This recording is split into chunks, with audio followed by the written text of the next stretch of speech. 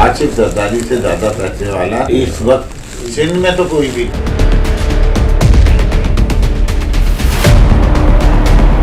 Paris में एक property बिकी थी आज से 15-20 साल पहले, और उसमें प्रिंस करीम आगा खान ने भी उस ऑक्शन में शिरकत की थी, लेकिन वो ऑक्शन में सबको आसिफ जरदारी ने बीट किया था।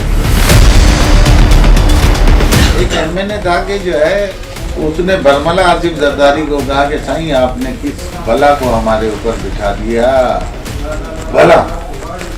बोला साईं इसका पेट नहीं भरता।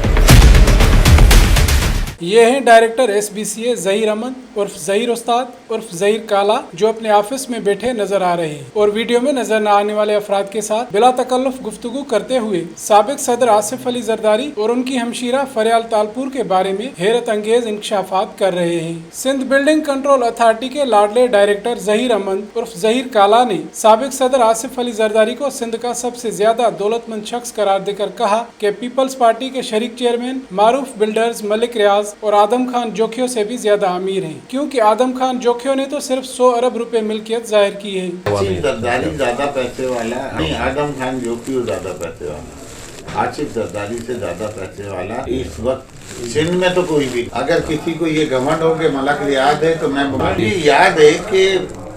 पेरिस में एक प्रॉपर्टी बिकी थी आज से 15-20 साल पहले, और उसमें प्रिंस करीम आगा खान ने भी उस ऑक्शन में शिरकत की थी, लेकिन वो ऑक्शन में सबको आसिफ जरदारी ने बीट किया था। आदम खान जोखियों ने जो मेरी इत्तला के मुताबिक 100 अरब की भी ऑफर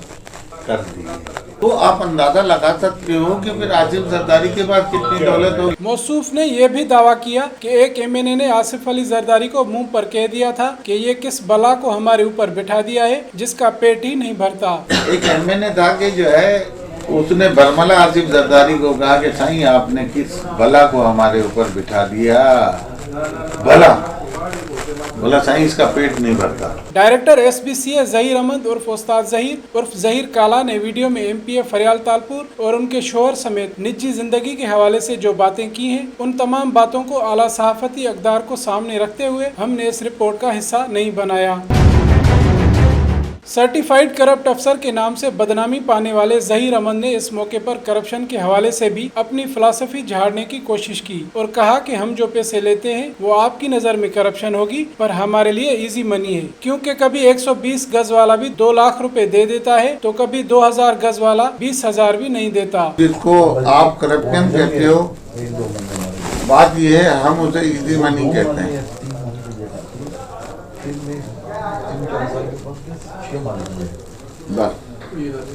अब आप सोचो कि हमें बाद औक़ात 120 गज वाला 2 लाख रुपए दे देता है और 2000 गज वाला जो है ना 2000 भी नहीं देता। 120 गज मैंने वो पता कितने थी जिसको मैंने कहा था,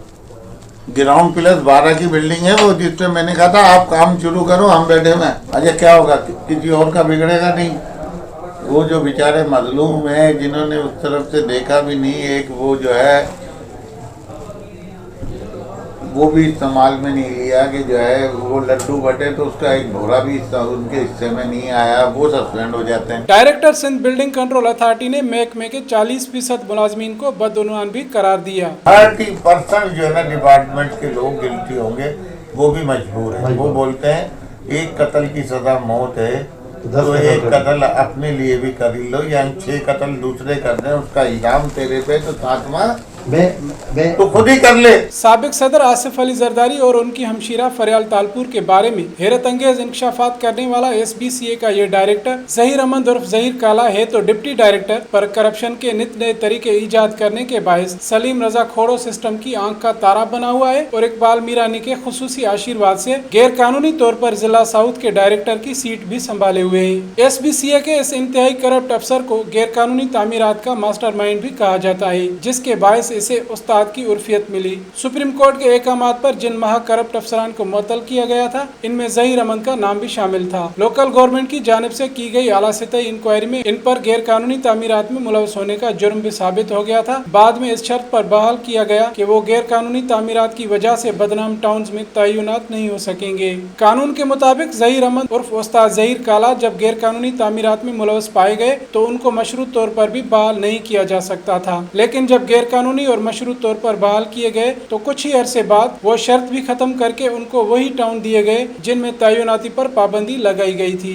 इसकी अहम वजह डीजी सलीम रजा खोड़ो सिस्टम को कामयाबी से चलाने की इनकी महारत बताई जा रही है। जरा SBCA के मुताबिक डायरेक्टर ज़हीर अहमद उर्फ उस्ताद ज़हीर काला मातहत अफसरान और स्टाफ को साइडलाइन करके बिल्डर्स के पास करप्शन के मामला तय करने के लिए खुद पहुंच जाते हैं और इनका तरीका वारदात कुछ यूं है कि भारी रिश्वत के एवज गैर कानूनी तामीरात को खुली छूट भी दे देते हैं तो कानूनी तौर पर नक्शा पास करवा के तामीरात करने वालों को नोटिस देकर भत्ते के लिए मजबूर भी करते हैं। अब सवाल ये पैदा होता है कि सिंध के सरकारी महकमों के वुज़रा क्या इदारों के अंदर बैठे ऐसे मुंहफट अफसरान या करप्शन सिस्टम से नावाकिफ हैं जो कोई भी कदम उठाने को तैयार नहीं रहते। क्या मुतल्लिका वजीर SBCA में बैठे इस अनोखे किस्म के डायरेक्टर ज़हीर अहमद उर्फ उस्ताद ज़हीर उर्फ ज़हीर काला और डीजी सलीम रजा खोड़ो सिस्टम के खिलाफ कोई कार्रवाई करना पसंद करेंगे?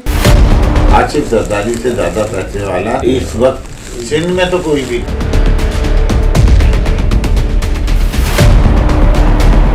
पेरिस में एक प्रॉपर्टी बिकी थी आज से 15-20 साल पहले और उसमें प्रिंस करीम आगा खान ने भी उस ऑक्शन में शिरकत की थी, लेकिन वो ऑक्शन में सबको आसिफ जरदारी ने बीट किया था।